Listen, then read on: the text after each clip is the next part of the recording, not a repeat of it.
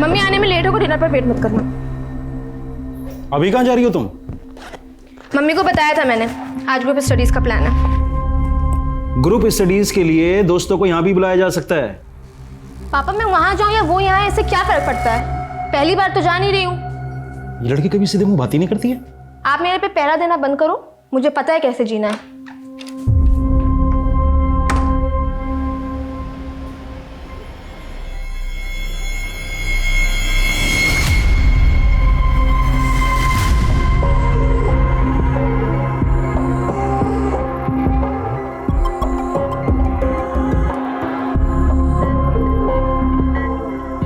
ए, क्या देख रहा है?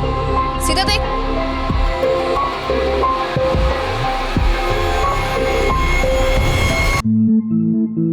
नीलेश, एक ड्रिंक बनाना यार। You are looking beautiful tonight. Thank you. Thanks.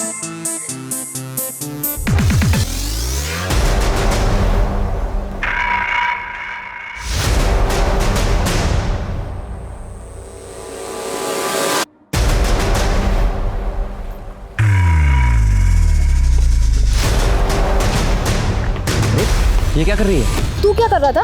अरे मैं बस फन कर रहा था। मेरे अलावा किसी और से फ्लर्ट मत करना, वरना क्या? वरना आज तुझे बताती हूँ।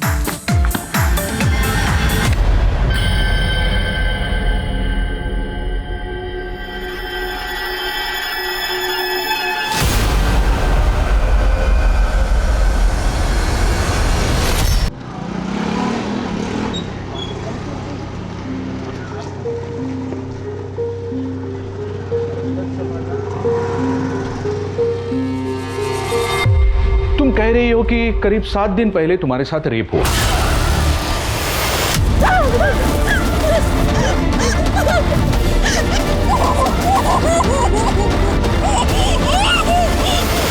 लेकिन रिपोर्ट तुम आज दर्ज कराना चाहती हो, इतनी देर क्यों की? सर मैं पहले भी 1-2 बार आई थी, लेकिन हिम्मत नहीं हुई। कितने लोग थे? एक ही आदमी था। चेहरा याद है? नहीं सर, रात के करीब 10 बजे थे, काफी अंधेरा था तो मैं उसे देख नहीं पाई। अच्छा, तुम्हारे पेरेंट्स कहाँ हैं? वो क्यों नहीं आए? वो नहीं चाहते थे कि मैं यहाँ आऊँ, क्यों? क्योंकि उन्हें मेरी बात पे भरोसा ही नहीं है। पर मैं सच बोल रही हूँ, आपको चाहिए तो मैं वो जगह ले जा सकती हूँ जहाँ पे मेरे साथ ये सब हुआ। ठीक है शिंदे, गाड़ी काढ़ा। ओए सर,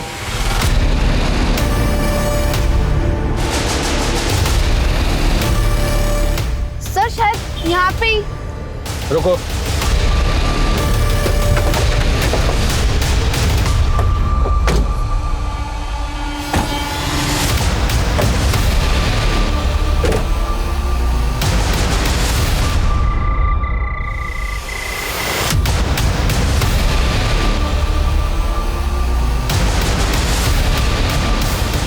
यहाँ स्ट्रगल का कोई भी साइन नहीं है। पक्का यही वो जगह है? सर शायद ये वो जगह नहीं है।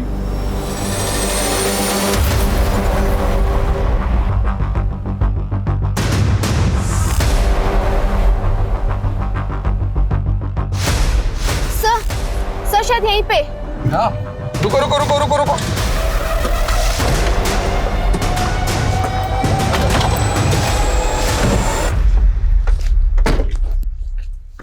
यहाँ हुआ था।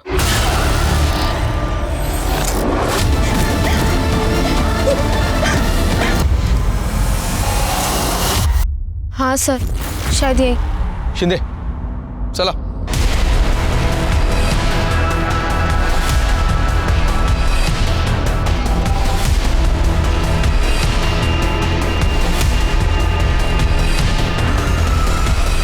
सर, यहाँ भी कुछ नहीं मिला।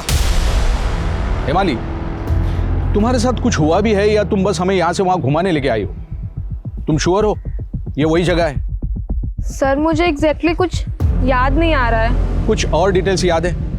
मुझे बस इतना याद है कि उसके बदन से एक अजीब सी स्मेल आ रही थी, जो स्मेल किसी परफ्यूम की नहीं थी, शायद किसी पेंट की थी। उस रात तुमने जो कपड़े पहने थे वो कहाँ है? संभाल के रखे हैं ना? सर वो कपड़े तो मैंने वॉश कर दिए। वॉश कर दिए? सर आप चाहें तो मेरा टेस्ट करवा सकते हैं, आप लोगों को सच पता चल जाएगा।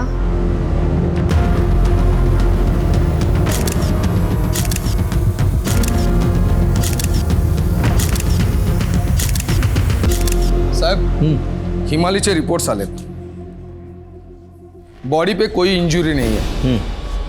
और हिमाली ने हमसे कहा था कि उसे गला दबाकर मारने की कोशिश की गई, लेकिन उसके गले पर भी कोई निशान नहीं है। साहब रेप को 7 दिन हो गए तो रेपिस्ट के डीएनए भी नहीं मिले। और कपड़े? कपड़े तो ऑलरेडी धुले हुए थे तो हमारे हाथ कुछ नहीं लगा। लेकिन हाँ, रिपोर्ट में एक बात सामने आई। क्या? हिमाली सेक्सुअली एक्टिव थी। सेक्सुअली एक्टिव थी तो मेरा रेप नहीं हो सकता। हमारे कहने का मतलब वो नहीं था। तुम्हें खुद नहीं पता कि तुम्हारा रेप कहाँ हुआ। उस शख्स का चेहरा भी तुम्हें याद नहीं। जिन जगहों पर तुम हमें लेके गई थी वहां से भी कुछ नहीं मिला। तुम्हारे रिपोर्ट्स में भी ना इंजरी डिटेक्ट हुई, ना रेपिस्ट का कोई डीएनए मिला। यहां तक कि जो कपड़े तुमने दिए थे उससे भी कुछ हासिल नहीं हुआ।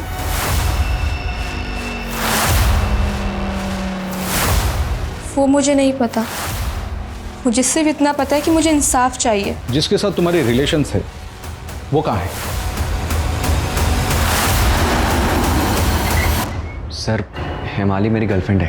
हेमंत, तुम्हें क्या लगता है कौन कर सकता है उसके साथ ऐसा? सर पता नहीं।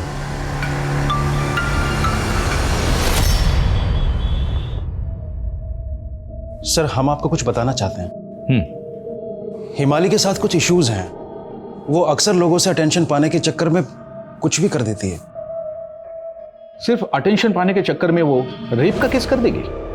चलिए मान भी लिया कि उसने ये सब अटेंशन पाने के लिए किया, तो आखिर ये सब करके उसे किसका अटेंशन चाहिए होगा? सर एक्चुअली वो हमारी बेटी नहीं बल्कि मेरी पत्नी नीना के भाई की बेटी है। आज से करीब 12 साल पहले नीना के भाई और भाभी की डेथ हो गई।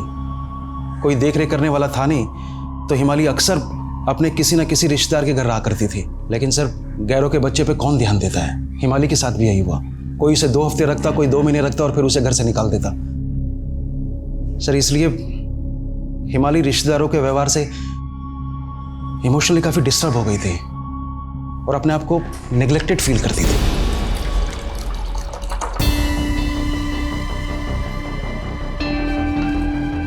मम्मी मुझे भी दो ना कोल्ड ड्रिंक। फिर पिएगी फिर खांसी हो जाएगी तुझे। अभी नहीं। मुझे नहीं पता, अभी दो। बेटा अभी नहीं, मेहमान आए हैं घर पे। अच्छा मैं ले जाऊं? नहीं नहीं तू बैठ।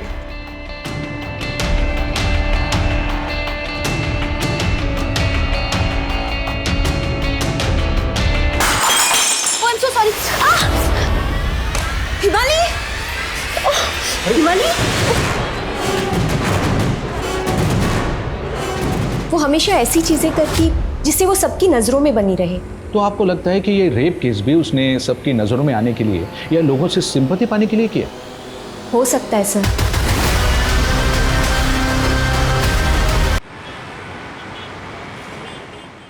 हर एम्प्लॉय को आशना से कुछ ना कुछ सीखने की जरूरत है।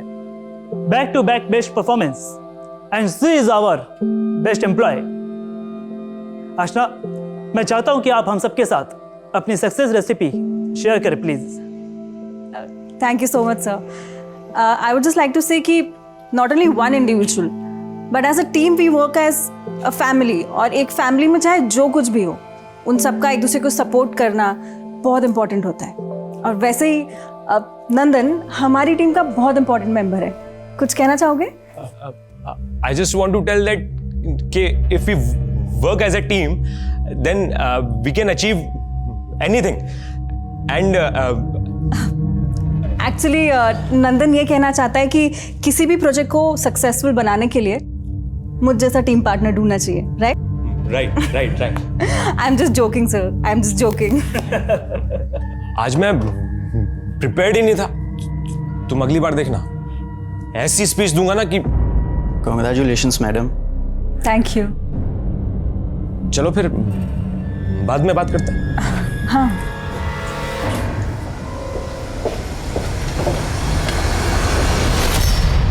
बेस्ट एम्प्लॉय नहीं, बेस्ट चोर ऑफ द ईयर का अवार्ड मिलेगा तुझे। मेरे ही आइडिया चुरा के पूरे ऑफिस के सामने क्रेडिट ले लिया। तुम्हारा आइडिया था वो? तुम बस उस टीम का एक हिस्सा थे, हमारा आइडिया था वो। ज्यादा सीधी मत बन। और जो तू ये छम्मक छल्लो बन के सबको अपने आगे पीछे घुमाती है ना, इसलिए सब मेहरबान रहते तेरे पीछे। नंदन, शानू, यहाँ तक कि बॉस भी तेरे पीछे लट्टू है। Be in your limits.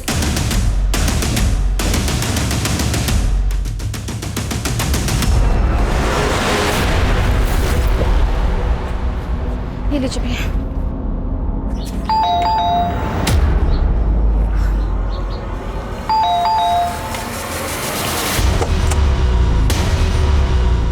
क्या है? तू फोन क्यों नहीं पिक कर रहा है? देख हिमाली, तेरा मेरा कुछ नहीं है, दोबारा कॉल मत करना। यार ऐसे क्यों बोल रहा है? तुझे पता नहीं है क्या?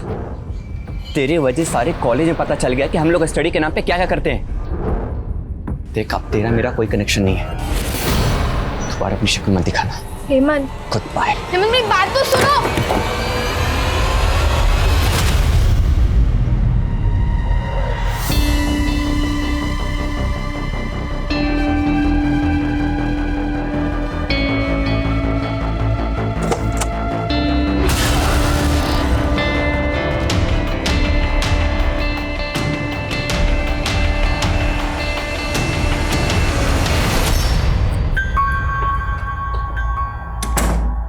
दीदी, हाँ अरे आज ही जा रहे हो? हाँ, 1-2 दिन रुक जाते, मेरा पीएल एक्सेप्टेड है। अरे तेरे प्रोजेक्ट्स खत्म ही नहीं होते।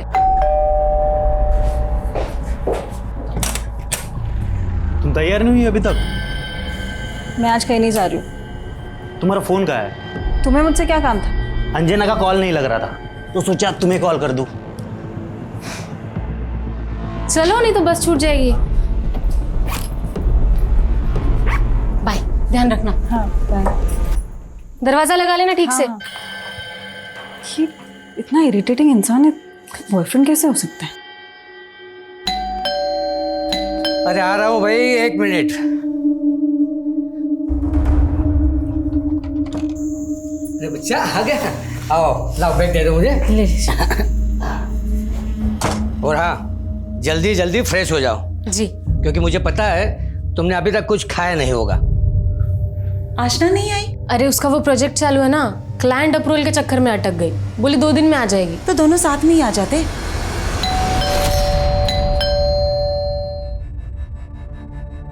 इस वक्त कौन आया होगा?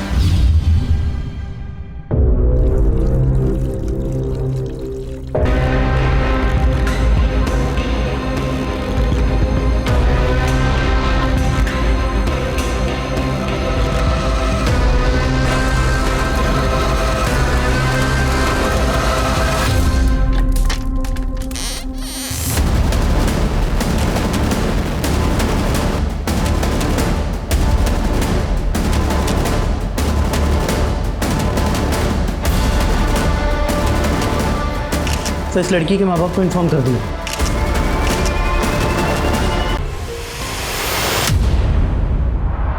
सर, इस लड़की का नाम आशना है, उम्र लगभग 27 साल। सर, ये एक मल्टीनेशनल कंपनी के लिए काम करती है। ये और इसकी बड़ी बहन अंजना दोनों इस घर में रहते थे सर। अंजना कल रात कोल्हापुर अपने माँ बाप के घर गई है। ये घर पे अकेली थी सर। इस लड़की का मोबाइल और ऑलमोस्ट सभी कपड़े गायब है, लेकिन सर कातिल ड्रॉअर में रखे हुए कैश और ज्वेलरी लेकर नहीं गया है। यहाँ तक कि इसका लैपटॉप भी हमें अंदर बेड पे पड़ा मिला है। स्ट्रेंज। अगर इरादा लूट का होता तो वो गोल्ड, कैश, लैपटॉप भी लेकर जाता। चलो, मोबाइल का तो समझ में आता है, लेकिन कीमती सामान को छोड़कर वो लड़की के कपड़े क्यों लेकर गया होगा? फोरेंसिक टीम के हाथ लगा कुछ? नहीं सर, अंदर कोई भी फोर्स्ड एंट्री के निशान नहीं है, ना ही हमें कातिल के फिंगरप्रिंट्स मिले। यहाँ तक कि सर हमें घर में कातिल का एक बाल तक नहीं मिला। हो सकता है कातिल लड़की की जान पहचान वाला हो, इसलिए वो आसानी से अंदर आ गया। और वो ये भी अच्छी तरह से जानता था कि उसको अपने ट्रेसेस कैसे साफ करने हैं। बॉडी को पोस्टमार्टम के लिए भेजो सर।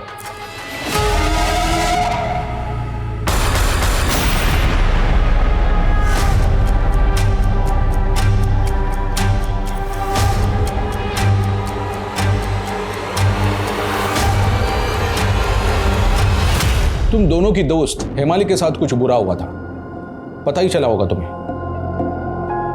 क्या लगता है किसने किया होगा ये? नो आइडिया सर, बट हिमाली के बारे में सुनकर बहुत बुरा लगा। सब पता नहीं क्यों उसने हमें भी कुछ नहीं बताया। क्या हिमाली झूठ बोल सकती है? I don't think so sir, वो बहुत अच्छी और हेल्पफुल लड़की है। ऐसा कभी हुआ नहीं उसने हमसे कभी झूठ बोला। सर मामला कुछ समझ में नहीं आ रहा है। हिमाली ने हमसे कहा कि रेप रात को 10 बजे हुआ, लेकिन मेडिकल टीम से कहा है कि रेप रात को 12 बजे हुआ। ये बगा ना सर।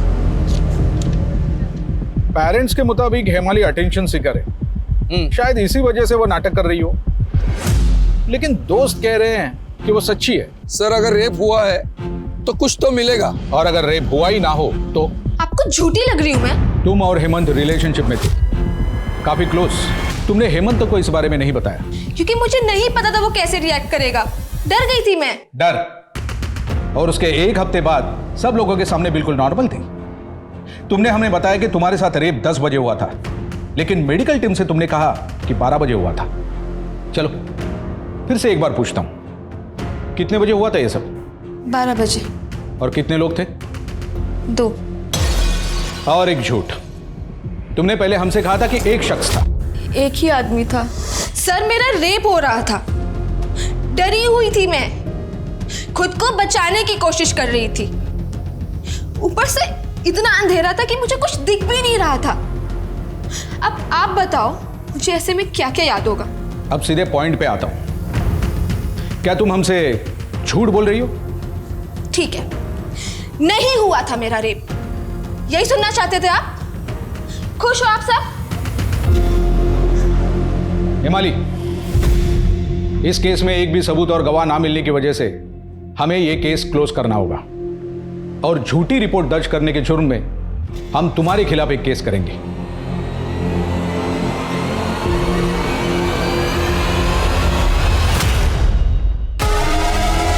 सर ये इस घर के लैंडलॉर्ड है, सबसे पहले बॉडी को इन्होंने ही देखा था। जी सर, मैं मॉर्निंग वॉक के लिए जा रहा था तब।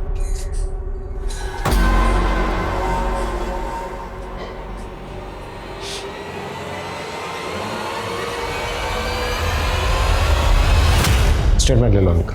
सर हाय नीलेश, कैसे हो? हिमाली मेरा छोड़ो, तुम बताओ तुम कैसी हो? मेरा बस किसी से बहुत बात करने का मन था तो सोचा तुम्हें कॉल करूं। अच्छा किया, इनफैक्ट मैं भी तुम्हें कॉल करने ही वाला था।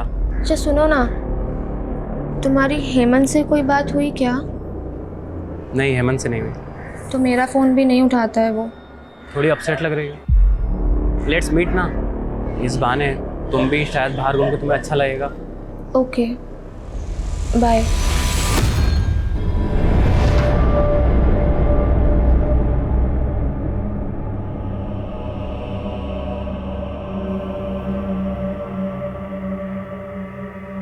किसी पर शक है आपको? मुझे तो कुछ समझ में नहीं आ रहा सर। आप घर से कितने बजे निकली थी? लगभग 5, 5:30 की बस थी मेरी।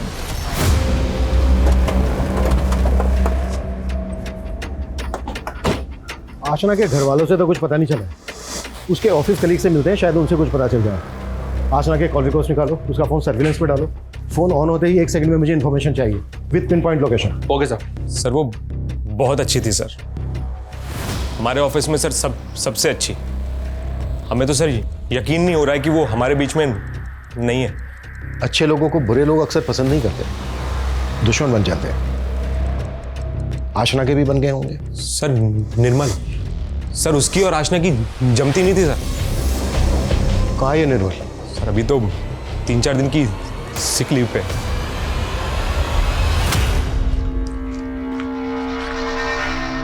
Mango ice cream? तुझे कैसे पता कि मुझे मैंगो आइसक्रीम पसंद है? अब इसमें क्या, अब हम इतने टाइम से दोस्त थे तो इतना तो अंदाजा लगा ही सकता हूँ ना। क्या हुआ, ठीक हो? नीलेश यार, पता नहीं क्यों लेकिन सब लोग मुझे बहुत पीछे छोड़ देते हैं। बचपन में भी मॉम डैड की डेथ के बाद जब मैं अपने रिलेटिव्स के रहने गई तो मुझे ऐसे फील होता था कि जैसे मैं कोई बोझ हूं उन पे। मुझे बिल्कुल इम्पोर्टेंस नहीं मिलती थी। इनफैक्ट उन्हें तो मेरा बर्थडे तक याद नहीं था। 2 मार्च, राइट? तुम्हें याद है मेरा बर्थडे? अब मेरे ख्याल से अब चलना चाहिए, टाइम हो गया है। चलो। बैक टू बैक अपने 3 प्रोजेक्ट से बाहर किया था तुझे आशना ने। तेरे ऑफिस के लोगों से बात की हमने, उनका कहना कि आशना के साथ तेरी बनती नहीं थी। सर इतनी सी छोटी सी बात के लिए मैं उसका खून करूंगा? हम लोग अगले प्रोजेक्ट में साथ में काम करने वाले थे। पर वो अगला प्रोजेक्ट कभी आशना की जिंदगी में आया ही नहीं। सर मेरा विश्वास कीजिए, मैंने कुछ नहीं किया है।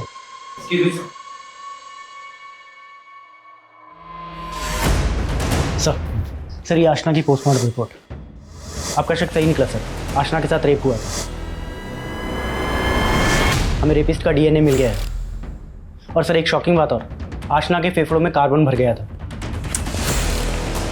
मतलब आशना को जिंदा जलाया गया था। एक काम करो, निर्मल का डीएनए ले भेजो।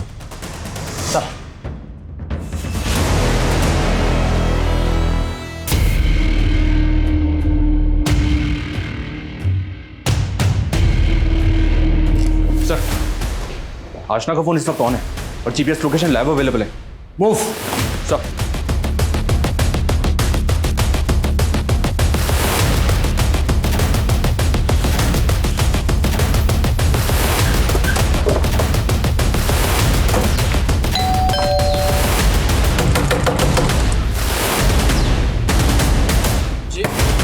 देखो रे चारों तरफ, फोन दो, फोन दो। अरे सर मनीष चेक करो, ये वही फोन है क्या?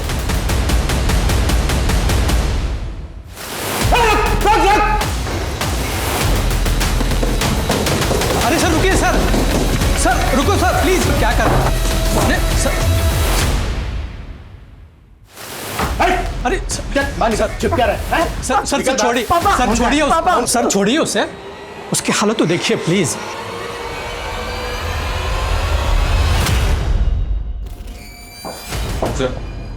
फोन, हाँ फोन मेरा फोन है। हाँ, कोई मेरा फोन दे अंकल को मेरा देखने फोन दो दे दो। बेटा। हाँ बेटा मेरा फोन दे दो। एक मिनट, अंकल को देखने। आशना का ये फोन आपके बेटे के पास कैसे है? मैं आपको सब कुछ सच सच बताता हूँ। वो दरअसल मेरे बेटे को कोई भी फ़ोन देखा तो उठा लेने की बुरी आदत है सर। जहाँ भी फ़ोन देखा अपने जेब में डाल दिया। एक्चुअली उस दिन आशना की डेड बॉडी सबसे पहले सुगीत ने ही देखी थी। क्या हुआ बेटा? आशना ठीक है, आराम से। हाँ?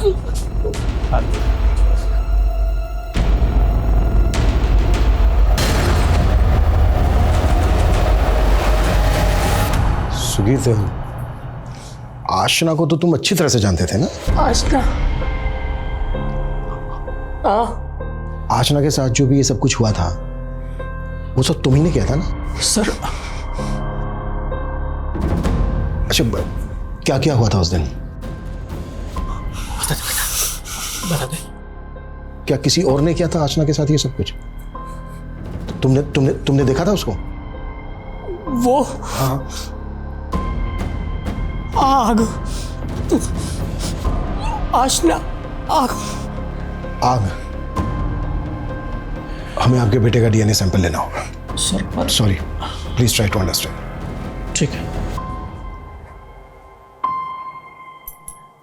कुछ दिनों बाद तुम वापस घर आ जाना, जब मैं वापस आ जाऊंगी। चैतन्य घर में अकेले तुम्हारे साथ रहने में कंफर्टेबल नहीं है। क्यों? आपको लगता है मैं उन पे फेक रेप केस कर दूंगी? ऐसा नहीं है, लेकिन तुम समझो, मैं जल्दी वापस आ जाऊंगी। बस कुछ ही दिनों की बात है।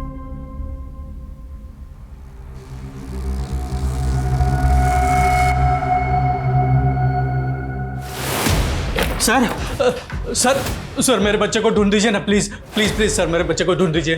Relax relax. क्या हुआ? कहाँ गया आपका? कल शाम को आप लोगों के जाने के बाद से ही वो गायब है। आप जाइए घर, हम ढूंढ लेंगे। पॉसिबल है सुगीत इसमें इन्वॉल्व हो। उसका बाप उसे बचाने के लिए कहीं छिपा कर ये सब ड्रामा कर रहा हो। एक काम करो, अपना खबरी नेटवर्क एक्टिव करो, शायद कुछ हाथ लगे।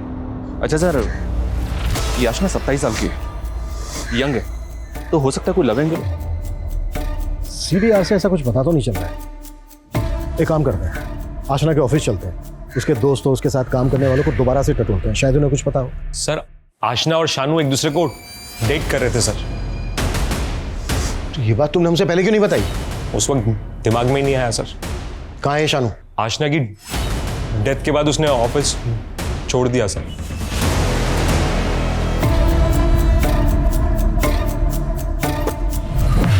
सर ये शानू का नंबर तो आशना की डेथ के बाद से डीएक्टिवेटेड है। ये दिल्ली का है, वहाँ की लोकल पुलिस को इसके घर का एड्रेस दे दिया।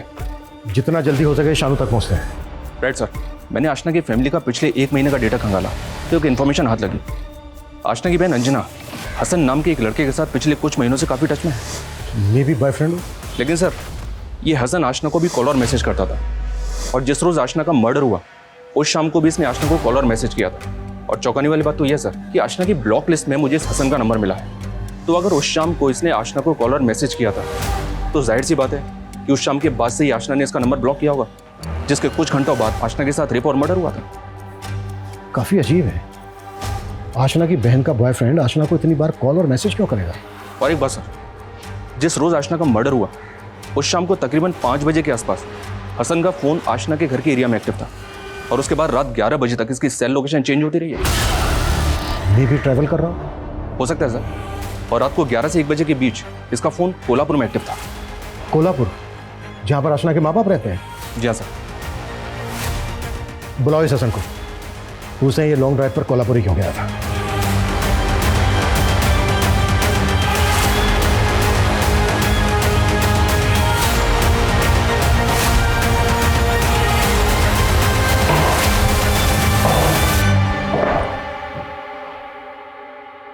बाइक पे इतनी लंबी राइड, एक काम कर, ऑनलाइन ब्लॉगिंग भी शुरू कर दे, बहुत अच्छा करियर है आजकल इसका। सर उस शाम मैं अंजना को उसके घर से पिकअप करके कोल्हापुर ड्रॉप करने गया था। झूठ मत बोल, अंजना ने उस शाम 5:30 की बस ली थी कोल्हापुर के लिए। सर उसने बस सिर्फ आशना और उसके मम्मी पापा के नजरों में लिया था, दरअसल हम दोनों साथ में ही थे।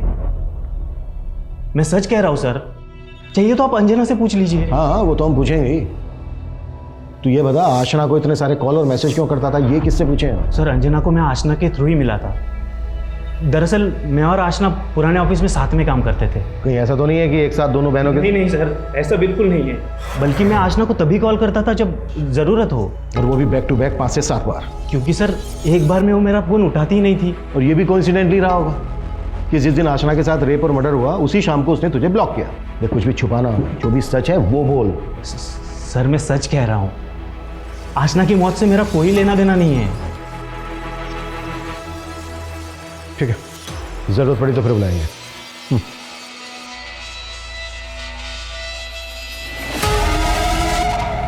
आशना के घर के एरिया का नाम डेटा निकलवा।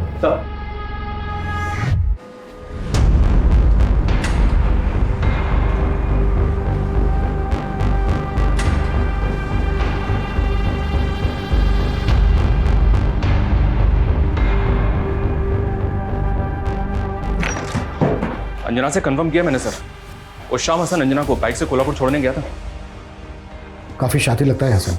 जी हाँ सर, जब मैंने आशना के घर के आसपास के एरिया का डम डेटा स्टडी किया तो पता चला कि शानू का फोन भी उस शाम आशना के घर के एरिया में एक्टिव था। सर ये अंजना हसन के साथ घर से निकली तकरीबन 5 बजे के आसपास, और ये शानू रात को 8 बजे आशना के घर पहुंच गया, जिसके बाद उसका फोन स्विच ऑफ हो गया, और उसके बाद ठीक 12 बजे उसके अपने घर पर ऑन हुआ।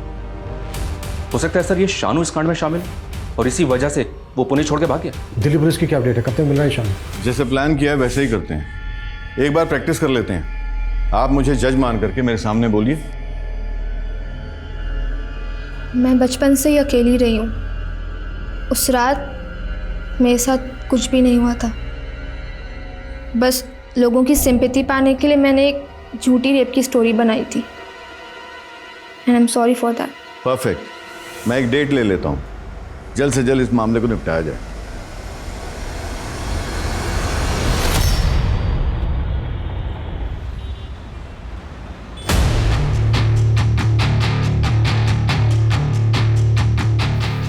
देख, झूठ मत बोलना, दूसरा रात आशना के घर गया था, इस बात का प्रूफ है हमारे पास। तेरे फोन की लोकेशन आशना के घर के एरिया की लोकेशन, आशना का मर्डर करते वक्त तूने अपना फ़ोन ऑफ कर दिया और फिर अपने घर जाकर फ़ोन ऑन किया। सर मैं झूठ क्यों बोलूँगा, मैं तो उससे बहुत प्यार करता था। हाँ मैं उस रात उसके घर गया था। तुम? क्या बात है? हाँ? तुम्हारे लिए तुम्हारा फेवरेट केक लाया हूँ। Red velvet cake? यस। वाह, पर ये सब की क्या ज़रूरत थी? अरे क्लाइंट का अप्रूवल आ गया और वो फंड भी ट्रांसफ़र कर देगा, और ये सारे प्रोजेक्ट ख़त्म होते ही ना तुम्हारे प्रमोशन की बात चल रही है। सर फिर मैं वहाँ से निकल गया, मुझे पता होता कि कोई कमीना उस रात उसके साथ ये सब करने वाला है तो मैं वहाँ से जाता ही नहीं।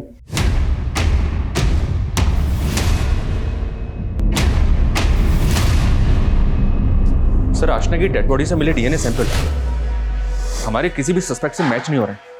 ऐसा लग रहा है जैसे हम लोग किसी डेड एंड पे पहुंच गए। मनीष, इस केस में अब तक हमने आशना के आसपास के लोगों के पर्सनल मोटिव तलाशे। ये भी तो हो सकता है ये कोई रैंडम क्राइम हो। हत्यारा आशना का करीबी हो ही नहीं, बल्कि उसका दूर दूर तक वास्ता ना हो, शायद इसी वजह से हमारी नज़र में नहीं आया। तो सर हम लोग इस रैंडम गली में अब घुसेंगे कैसे? अब तक हमने सस्पेक्ट्स के डीएनए आशना के शरीर पे मिले डीएनए से मैच करवाए। नेशनल क्राइम रिकॉर्ड ब्यूरो के डेटा से सिमिलर केसेस निकालो, उनका डीएनए आशना के शरीर पे मिले डीएनए से मैच करवाओ, शायद कुछ हाथ लग जाए। Okay sir. मनीष, एक टीम बनाओ ये पता करने के लिए कि इस केस से पहले या इस केस के आसपास कोई शख्स गायब हुआ है। Okay sir.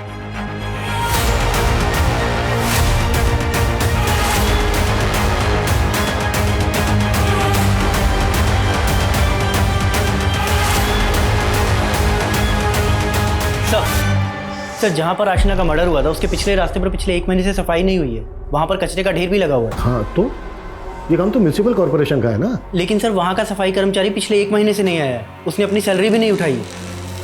What? मनीष, इस सफाई कर्मचारी की डिटेल्स निकालो, कुछ भी सस्पिशियस लगे इमीडिएटली मुझे बताओ। Okay sir.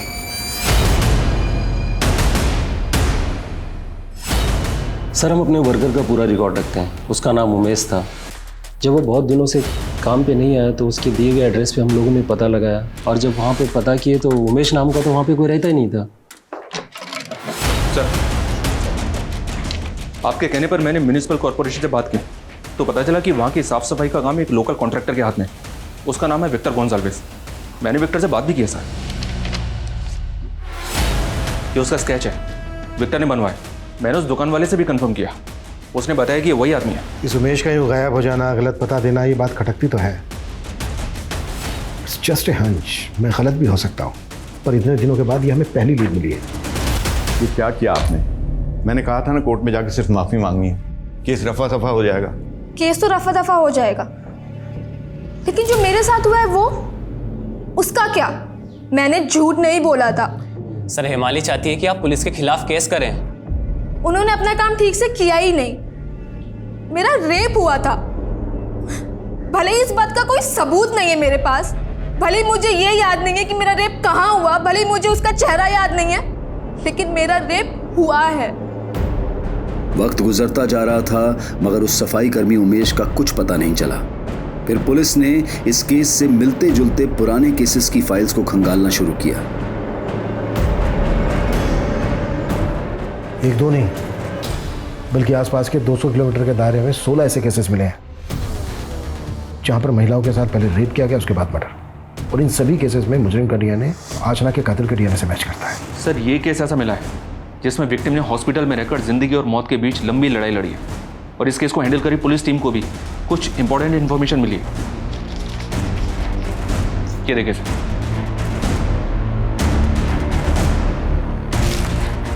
ये देखिए, हत्यारा रेप करने के बाद ये शर्ट छोड़ गया था। हो सकता है किलर पेंटिंग का काम करता हो, इसीलिए शर्ट पर पेंट लगा है। ये और एक केस मिला है सर, किसी हिमाली नाम की लड़की का है। केस थोड़ा वियर्ड है, लेकिन इसमें सिर्फ एक बात पे मेरा ध्यान गया, और वो ये है कि इस लड़की को भी रेप करने वाले के शरीर से पेंट की स्मेल आ रही थी। आगे क्या हुआ इस केस में? सबूत और गवाह नहीं थे सर। लड़की के परिवार वालों को भी लगा कि लड़की केस झूठा बना रही है, इसलिए पुलिस ने केस क्लोज कर दिया। उल्टा झूठा केस दर्ज करने के जुर्म में पुलिस ने इसके ऊपर केस कर दिया। व्हाट? जब मैंने कहा तो किसी ने नहीं माना। हिमाली, मैं मानता हूं हमारे डिपार्टमेंट की ये भूल हुई है, माफी उसके लिए।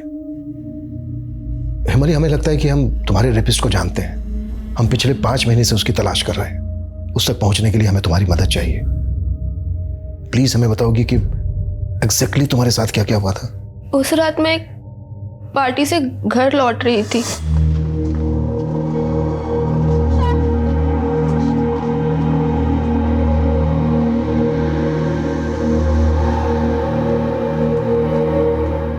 क्या यही था वो आदमी?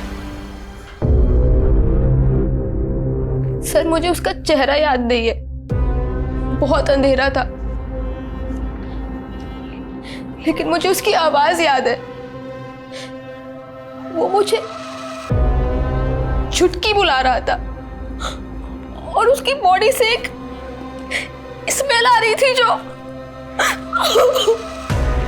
डोंट वरी, हम तुम्हारा केस रिओपन कर रहे हैं। सर हमने 7 सीरियल किलर की स्क्रीनिंग की। जिस तरह के सीरियल किलर के पीछे हम लोग हैं, वैसे सीरियल किलर ना तो फरार हैं और ना ही बेल पे हमें बाहर मिले। लेकिन सर ये एक आदमी हाथ लगा है हमारे। इसका नाम पिंटू है। ये सीरियल किलिंग में कन्विक्टेड है और इस वक्त जेल में बंद है। मैंने जब इसके विक्टिम्स के केसेस को स्टडी किया तो पता चला कि इसकी सीरियल किलिंग का तरीका तकरीबन वैसा ही है जैसा हमारे सीरियल किलर का है। ये इस वक्त जेल में बंद है तो जाहिर सी बात है ये सारे कांड इसमें तो किए नहीं होंगे। हाँ, ये हो सकता है कि जेल के अंदर इससे कोई प्रभावित हुआ हो, इस वक्त बाहर हो और उसने ये कांड किया हो। जेल में जाके इससे मिलते हैं। साहब मैंने कुछ नहीं किया, मैं तो पिछले 4 साल से जेल में ही हूँ। ये भी तो हो सकता है कि कोई यहाँ पे रहकर तेरा फैन बन गया हो। पिछले 4 साल से ही वो संकीर्ण वारदातों को अंजाम दे रहा है। याद कर अच्छे से। ये है वो आदमी। हाँ साहब याद आया, ये तो शायद वही है। कौन?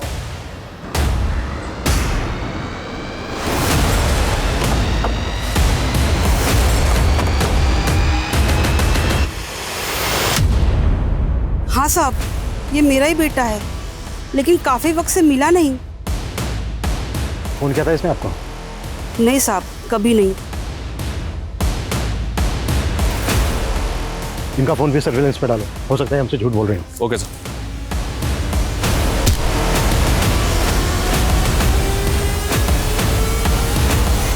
सर हरीश की मां को पनवेल के एक नंबर से बैक टू बैक 3 कॉल्स आए।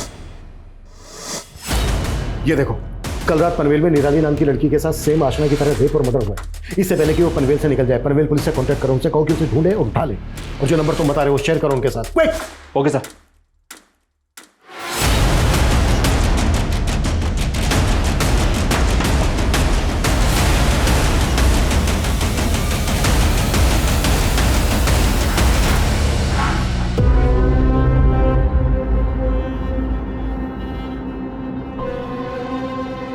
क्या रे चुटकी, तू बच गई? मेरे को लगा तेरी लाश भी नहीं मिलेगी किसी को।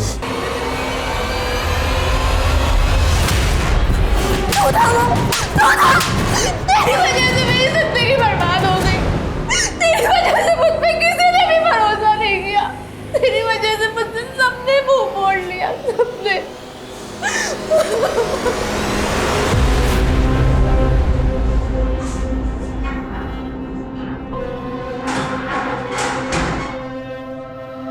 काफी लंबी लिस्ट है तेरी। अपन पूछता है क्यों नहीं साहब? वैसे आप छोड़ो, आप नहीं समझोगे। आप शौकीन नहीं लगते ना मेरे को।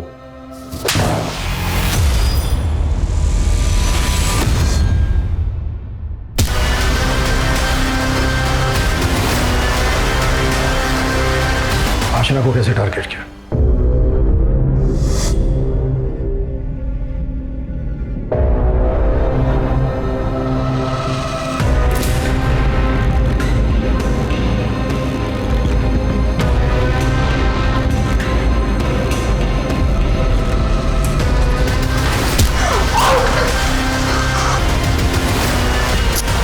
तुमको बड़ा मजा आ रहा था, पकड़े नहीं जा रहे थे अपन साहब। औरतों की खुशबू ना मेरे दिमाग को बहुत अच्छी लगती थी। अपन उसके कपड़े के साथ उसका डीओ भी लेकर आए। अपने में से तो पूरे दिन बस पेंट की बदबू आती थी। 24 घंटे पेंट की बदबू सूंघ सूंघ के दिमाग फट गया था साहब। औरतों के परफ्यूम की खुशबू आती थी ना, तो अपन उनके पीछे पीछे चलने लगे। भाग नहीं रहा है, डरो नहीं साहब। अब तक कितनी औरतों के साथ किया ये सब तूने? कल हाफ सेंचुरी का भी हाफ सेंचुरी। बोले तो 25। कपड़े क्यों लेके जाता था मुझे? वो तो अपुन का प्राइस था ना सर। अपुन जब भी उसको सूंघता था फिर से वही वक्त ताज़ा हो जाता था, वही औरतें, वही खुशबू। फिर मेरे को लगता था दूसरे प्राइस के लिए आगे बढ़ो। ऐसा करके अपन मारता चला गया सर। अब मैं तुझे तेरी जिंदगी का सबसे बड़ा प्राइस दिलवाऊंगा, तेरा last price, death penalty price. Harish इस वक्त जुडिशियल कस्टडी में। अगर कोई भी इंसान इस तरह अपने दिमाग में कूड़ा इकट्ठा करता जाए तो धीरे धीरे उसकी बू समाज में फैलने लगती है। हरीश के इस मानसिक विकार की वजह से कई महिलाओं को अपनी जान गंवानी पड़ी है। हिमाली के ऊपर अब लोगों का भरोसा बढ़ा है, लोगों ने उसे अपनाना शुरू किया है, लेकिन शायद हिमाली अब आजीवन किसी और पर भरोसा न कर पाए। शायद हमारा समाज उसके भरोसे के लायक है ही नहीं। जिस लड़ाई में उसे सबका समर्थन मिलना चाहिए था, उस लड़ाई में उसे ही झूठा करार दे दिया गया। ये बहुत जरूरी है कि महिलाओं के साथ होने वाले छोटे से छोटे हादसों को भी नजरअंदाज न किया जाए। हर महिला को यह हक है कि वो इस समाज में सुरक्षित महसूस करे, और उन्हें ऐसा समाज देना हम सबकी जिम्मेदारी है। अब मैं अनूप सोनी आपसे विदा लेता हूं। फिर मुलाकात होगी क्राइम पेट्रोल सतर्क में एक और नए केस के साथ। तब तक अपना और अपने परिवार का ख्याल रखें, सतर्क रहें, सुरक्षित रहें और देखते रहें क्राइम पेट्रोल सतर्क। जय हिंद।